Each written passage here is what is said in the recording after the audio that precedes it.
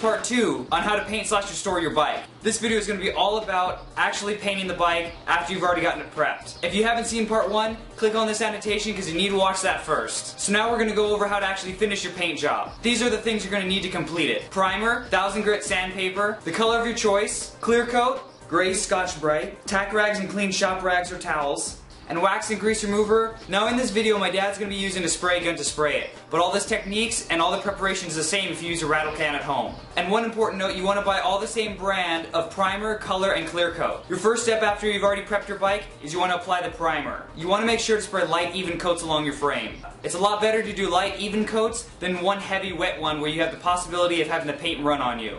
You want to allow your primer to dry completely, and you want to check the back of your primer can to check what the dry times are. You want to take your 1000 grit sandpaper next after the primer is dry and go over the entire frame and make sure it's completely smooth. Next you're going to add one final coat of primer and you're ready for paint. After the primer is dried, you want to get your paint and you want to spray it just like you did the primer. Light, even coats throughout the frame, doing multiple coats instead of one heavy one. It's better to take your time now and do light coats instead of heavy ones because you will run the risk of having a paint run in your frame. After you've covered the frame completely, you want to let it dry. Now this is the time if you want to apply any decals or custom stickers onto your bike.